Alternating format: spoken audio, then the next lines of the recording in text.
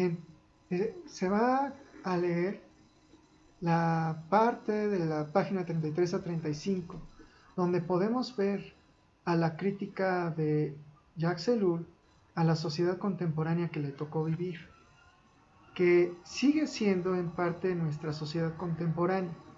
Como ya dije, parte del movimiento que en su momento fue Regeneración Nacional podría ser afín al movimiento anarquista.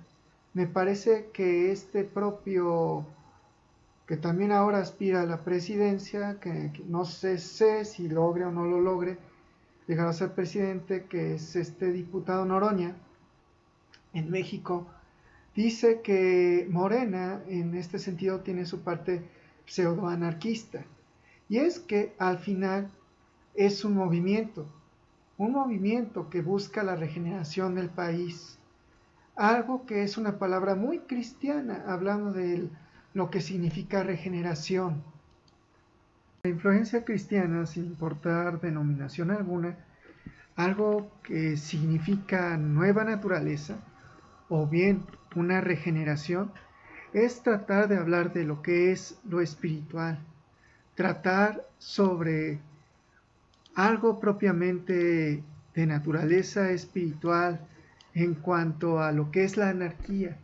La anarquía no obedece leyes, no obedece leyes porque toma en cuenta en su propia intrínseca naturaleza la espiritualidad alrededor de lo que cierne su vida social.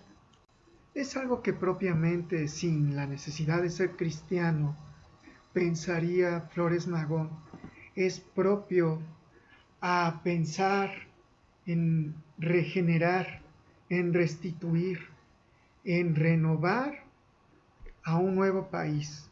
En ese sentido se da el pseudoanarquismo del Movimiento de Regeneración Nacional, hoy día partido político, que llevó a la cumbre al presidente de la República Mexicana, Andrés Manuel López Obrador. Y aún así no es algo concluido. En este sentido se puede hacer la crítica al presidente en que tal vez es muy optimista, y aún así ese optimismo vale la pena.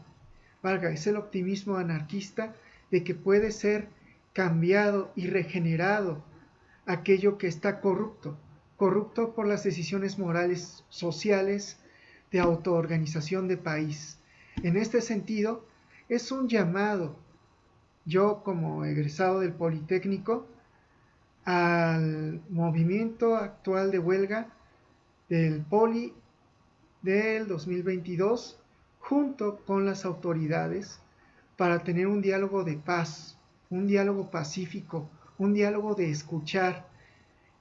Debe recordarse, porque algunos fuimos miembros del paro del 2014, de que hay causas legítimas. Tal vez ya no sea el mismo contexto social, y esto sí sería una crítica en decir que tal vez no era necesario tomar todo el Politécnico. Sin embargo, sí también es de suma importancia de que la autoridad escuche, que esta sea la diferencia. Si se pone una autoridad nueva es con este espíritu de poder escuchar las necesidades, poderlas atender y resolverlas de fondo en un diálogo continuo, en un diálogo que no pare con aquel que es escuchado. Yo seré desempleado y tengo que reconocer que en ese sentido no tengo muchos derechos, pero con todo y todo, mi derecho como ciudadano es legítimo en pedir a aquellos que sirven a la ciudadanía que por favor escuchen a los otros ciudadanos que en su derecho legítimo como mayores de edad están pidiendo que puedan ser atendidos con base a sus causas legítimas. Y en este sentido, como anarquista y como cristiano, como ciudadano, pido y solicito que pueda ser resuelto para que algunos podamos obtener empleo. Por la atención escuchada y para leer lo siguiente, gracias, buen provecho. Lectura del libro. Primero quiero ver que pueda controlar la memoria RAM. que pueda controlar la grabación. Lectura del libro Anarquía y Cristianismo de Jacques Ellul, editorial Hoss, traductor Javier Sicilia.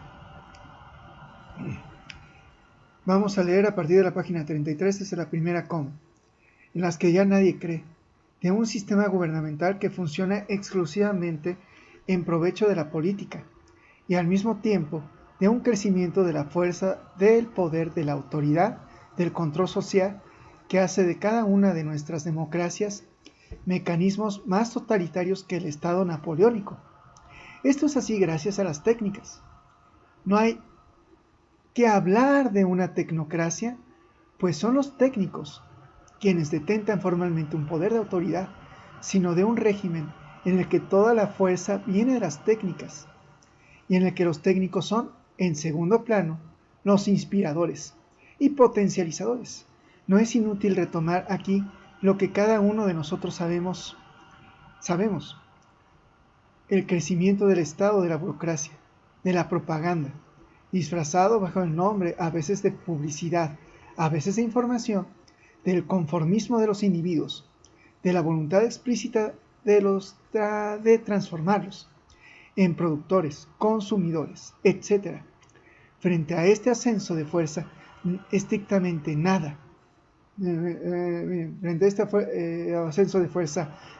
estrictamente nada, se levanta, ni nadie cuestiona.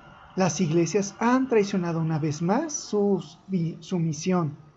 Los partidos se libran a representaciones teatrales de una obra que data de un siglo atrás. En estas condiciones considero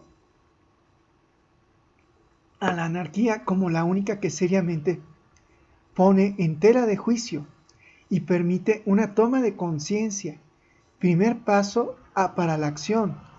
Cuando hablo de una seria puesta en tela de juicio, es en la medida en que la anarquía no, me voy a la página 34,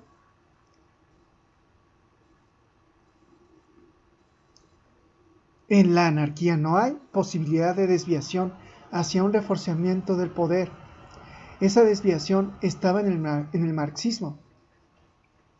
Ya el hecho de hablar de una dictadura del proletariado, entre comillas, o bien resaltando, suponía la existencia de un poder sobre el resto de la sociedad. No se trata del poder de una mayoría sobre una minoría, sino a la inversa. Lo que cambia realmente la cuestión de la existencia de un poder del hombre sobre el hombre, pienso que por desgracia no lo dije más arriba, no podemos impedirlo de manera real. Punto y seguido. Pero podemos luchar, podemos cuestionar, podemos organizarnos al margen, podemos denunciar. No el abuso del poder, sino al poder mismo. Eso solamente la anarquía lo declara y lo quiere. Por lo tanto, a mis ojos, a mis ojos es preciso promover el movimiento anarquista, aquí no hay coma, y hacer que se escuche ampliamente, punto y seguido. Contrariamente a lo que imaginamos, puede tener más auditorio que antes, punto y seguido, la mayor parte de la gente que se deja ir, que quiere endurecerse, que hace terrorismo y se estupidiza frente a la televisión. Se burlan por completo de los discursos políticos y de la vida política. Han comprendido que no tienen nada que esperar de ellos. De manera recíproca, están exasperados por el ambiente burocrático y por los fastidios administrativos. Denuncien todo eso y tendrán un vasto público. En otras palabras, entre más aumente el poder del Estado y de la burocracia, más necesaria será la afirmación de la anarquía, única y última defensa del individuo, es decir, del hombre.